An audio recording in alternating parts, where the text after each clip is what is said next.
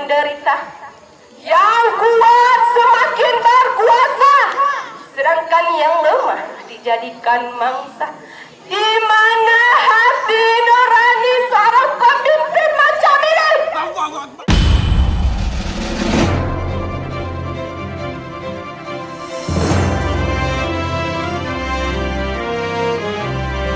Bismillahirrahmanirrahim. Assalamualaikum warahmatullahi wabarakatuh. Waalaikumsalam warahmatullahi wabarakatuh. Alhamdulillah.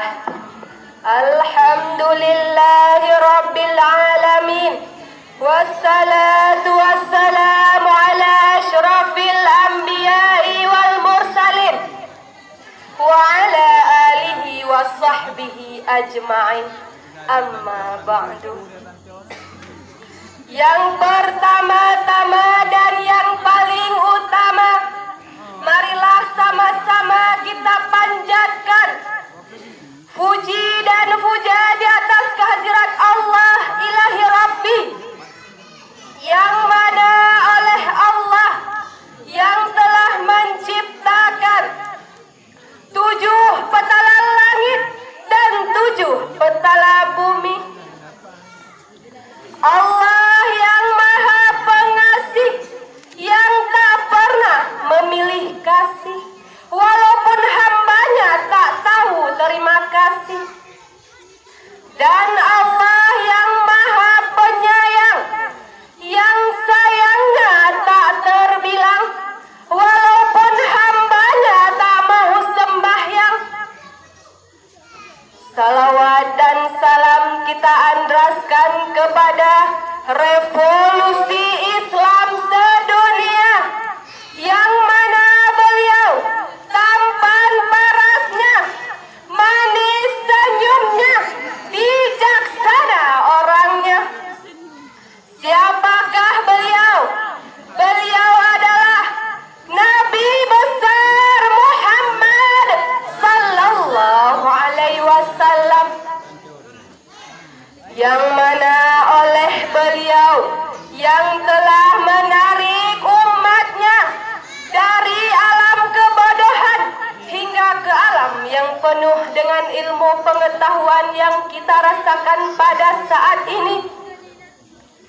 Salam dan salawat dan salam kepada al dan sahabat beliau yang rela mati-matian dengan beliau demi menegakkan kalimat tauhid la ilaha illallah Muhammadur Rasulullah di tengah-tengah kaum yang musyrik. Salam sejahtera kepada alim ulama, baik ulama mutaqaddimin maupun ulama mutaakhirin ila yaumil qiyamah. Kata-kata ketakziman kami yang mulia kepada walidi kita bersama selaku pimpinan pesantren Babul Muhajir beserta keluarga beliau. Yang mulia kepada dewan-dewan guru yang telah mendidik kami baik siang maupun malam, yang tak kenal lelah dan tak mengharap upah dan jasa. Dan yang terhormat kepada dewan-dewan juri yang sedang melaksanakan tugasnya masing-masing. Ribuan terima kasih kami ucapkan kepada Tengku moderator acara yang telah sudi kiranya memanggil nomor undian kami. Guna dan maksud tak lain dan tak bukan hanya untuk mengupaskan satu mata syarahan yang bertema keadilan dalam Islam.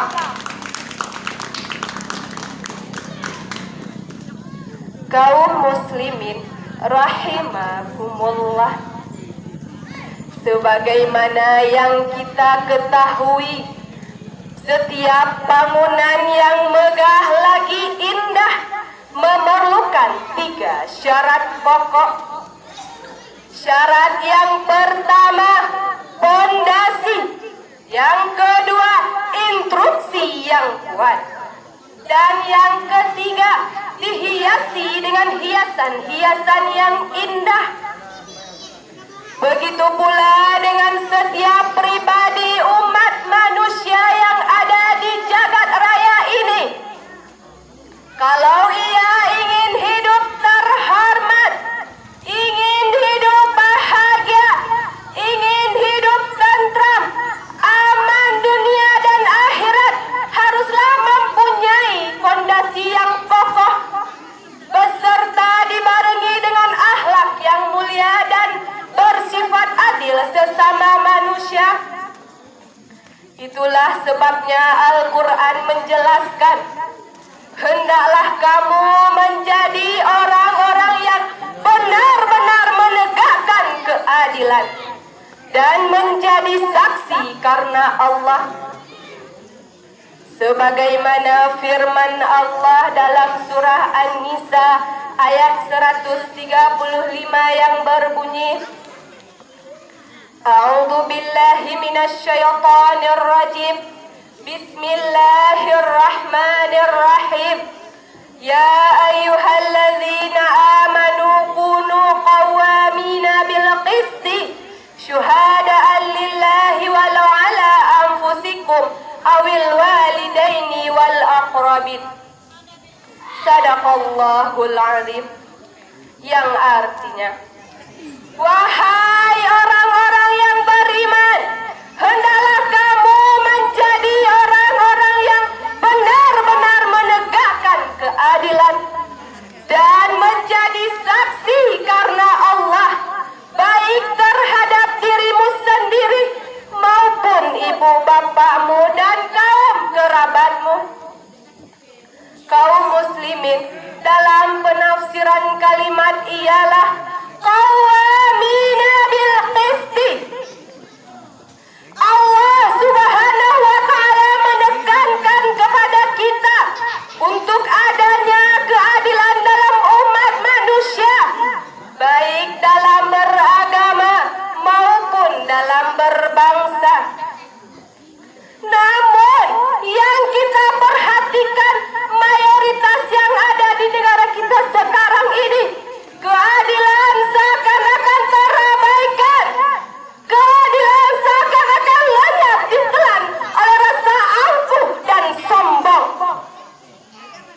Kasih sayang sesama manusia telah musnah dan sirna, sehingga banyak manusia yang harus kehilangan pegangan hidupnya. Para pemimpin-pemimpin elit tidak segan-segan melakukan manipulasi yang sangat merugikan rakyat. Lihatlah betapa banyak bantuan-bantuan yang dipergunakan untuk kemakmuran rakyat, tapi kenyataannya habis digorokoti oleh komplotan birokrat dan konglomerat itu demi melancarkan bisnis pribadinya. Sedangkan kita yang rakyat di sini dibiarkan bagikan ayam yang harus kehilangan induknya. Kalau begini, hati siapa yang tidak terluka? Betul nggak Pak, Bu? Ini contoh-contoh pemimpin yang selama ini kita sanjung, Pak. Kita junjung, Bu.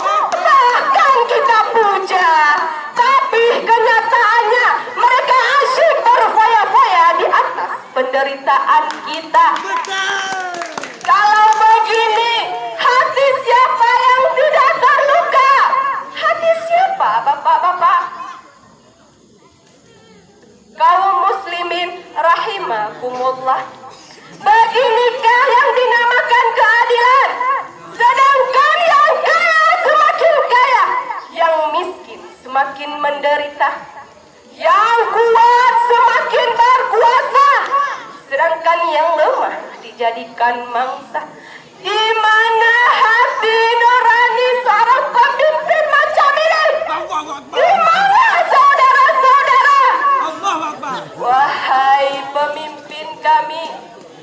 Jangan pura-pura nggak tahu. Kasihanilah kami yang rakyat yang selalu ditindas dan diperas, yang sungguh teraniaya dan sangat teraniaya.